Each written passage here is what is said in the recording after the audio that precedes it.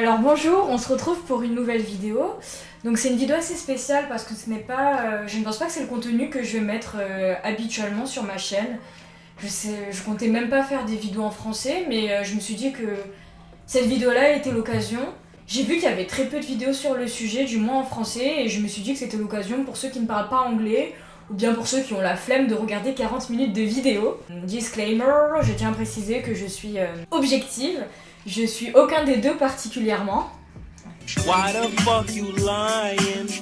Why you always lying? Alors je pense que le mieux c'est de commencer par le début. Tout d'abord, Tati a mis une vidéo, la première, en disant Bye sister. La raison pour laquelle elle a mis cette vidéo, en fait, l'élément déclencheur on va dire, c'est que James Charles a posté une story pour support la marque Sugar Bear Air, j'arrive pas à le dire, c'est galère. Bon, on va dire SBH, c'est plus simple. Ce sont donc les concurrents directs de Tati parce qu'elle a fait une marque Hello, qui sont des vitamines.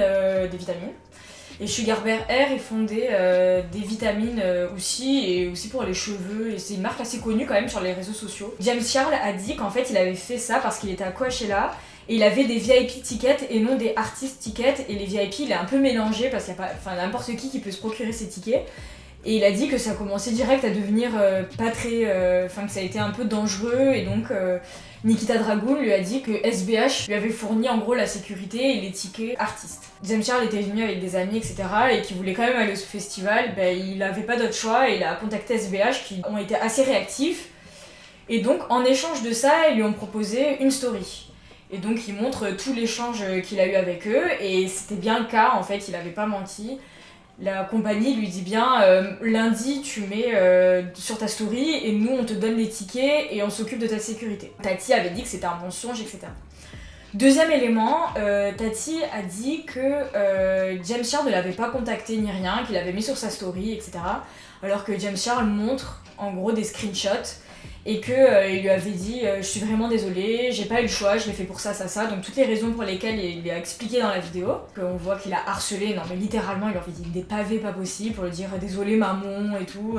Il a envoyé ça également à son mari. Après Tati a dit que c'était très mauvais pour sa marque, que James Charles ne l'avait jamais supporté, etc. Alors qu'il a mis des vidéos, il montre bien qu'il a déjà parlé plusieurs fois de sa marque en disant que c'était le feu, que c'était trop bien, enfin bref. Donc elle a pas supporté la story de 24 heures, bon ce que je peux peut-être comprendre étant donné qu'elle a toujours soutenu que c'est elle qui s'occupait de ses contrats et que lui il a quand même fait de la pub pour les concurrents. Ensuite, dans sa vidéo, elle a parlé du fait qu'il aurait quasi harcelé un serveur le jour de son anniversaire, donc Sam, et que en fait ce type-là était hétérosexuel et que James Charles a fait pression sur lui. Il avait dit c'était pas grave, de toute façon je suis une celebrity. Il a partagé des conversations, de nombreuses conversations quand même, où il rigolait, où il disait ah tu es trop une célébrité, et on voit très bien que Tati était dans le délire.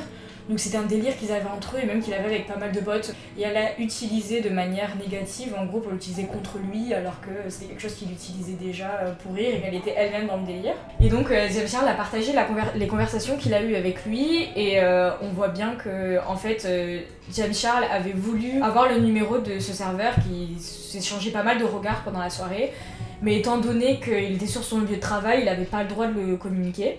Et en fait le lendemain matin il est venu lui parler sur Instagram et il lui a dit qu'il était vraiment flatté, qu'il était bisexuel et qu'il aimerait bien apprendre à le connaître.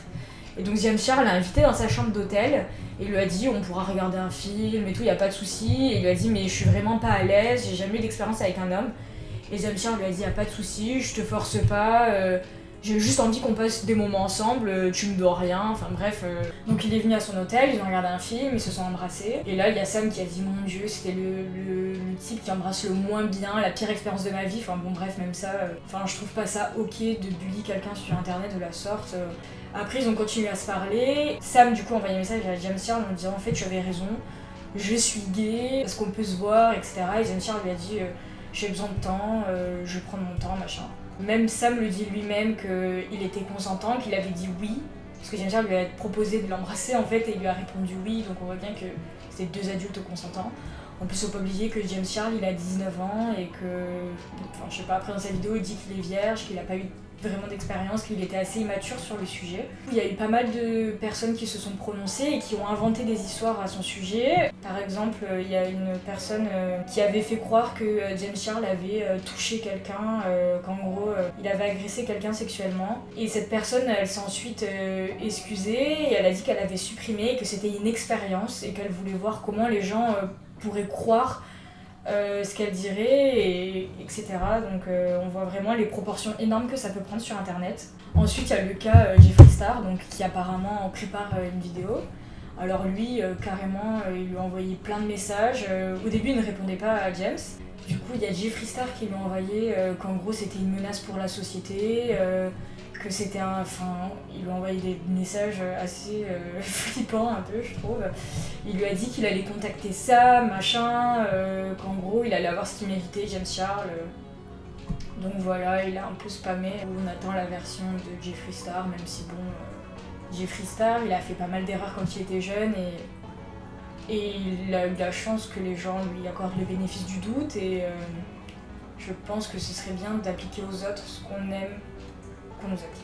Je trouve qu'on adule un peu rapidement des personnes. James, ça reste quand même un humain, il n'y a pas à dire que c'est un rôle modèle, non, enfin lui c'est un humain, il est comme il est, et il n'y a personne qui devrait avoir cette responsabilité d'être un rôle modèle, c'est pas parce que il y a plein de gens qui le suivent qu'il n'a pas le droit de faire des erreurs. Il était quand même assez ouvert, il parlait avec des personnes qui n'étaient pas forcément des célébrités comme lui, et c'est un peu le risque à prendre, parce que du coup ça peut se retourner contre lui, il y a des gens qui utilisaient ça, ça faisait pas vraiment professionnel. On a pu voir qu'il a envoyé des messages à des hommes genre tu es ultra sexy, il a envoyé des trucs comme ça. Et il y a une femme qui a dit, c'est une chanteuse apparemment, je me rappelle plus laquelle mais c'est pas très important, qui en gros avait dit que James Charles avait harcelé son copain, qu'il avait envoyé plein de messages, que c'était un psychopathe et tout. Et en fait elle a après supprimé son tweet en disant en fait c'était juste un message, je lui ai juste envoyé You're so hot. Et elle, de l'autre côté, elle a partagé un mannequin en mettant qui est-il, quel est son nom, comment il aime que je lui cuisine les œufs le matin, machin. En gros, c'est pour dire qu'elle était trop sexy. En gros, c'est vrai, vu qu'elle c'est une femme, ça passait mieux. Et vu que James Charles est gay, et pourtant il lui a parlé de manière privée à l'homme, donc ça pouvait moins manquer de respect que. Enfin, bon, même si je trouve pas que ce soit spécialement un manque de respect. Voilà. Dites-moi ce que vous en pensez, Du coup, vous êtes plus Team Tati ou Team James ou Team Jeffree?